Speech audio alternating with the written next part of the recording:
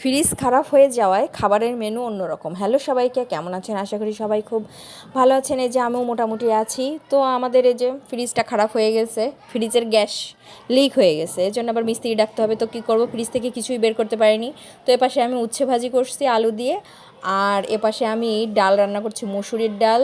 তার ভিতর আলু কেটে দিয়েছি, আর হলো টমেটো দিয়েছি, পেঁয়াজ রসুন মরিচ সব একসাথে দিয়ে সব কিছু সিদ্ধ করে নিয়ে তারপরে আবার 2টা ডিম ভেঙে দিয়েছি ওর ভিতরে, মানে তেলের পর পেঁয়াজ রসুন ভাজি করে তার ভিতর ডিম দিয়ে, এই যে 2টা ডিম আর কি দিয়ে দেবো তেলে।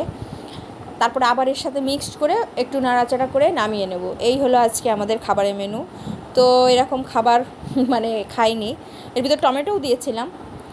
তো ফ্রিজটা ঠিক করতে লোক না আসা পর্যন্ত তো আর ফ্রিজ খুলতে পারবো না। তো এই যে আমি এখানে ডিম ভেজে নিচ্ছি পেঁয়াজ মরিচ দিয়ে, তারপরে এই ডিমটা ওর ভিতরে দিয়ে দেবো। তো আজকে এইভাবেই চলবে, দেখা যাক। ফ্রিজ বিকালে ঠিক করতে আসবে, তারপরে হয়তো খুলতে পারবো, কিন্তু তার আগে আর খুলতে পারছি না, তাহলে তো আমার সবই কিছুই গলে যাবে। এই যে আমার তরকারির ফাইনাল লুক। তো ঠিক আছে, টাটা বাই বাই, দেখা হবে নেক্সট ব্লগে। আমার ভিডিও ভালো লাগলে লাইক কমেন্ট শেয়ার করে দিন। টাটা।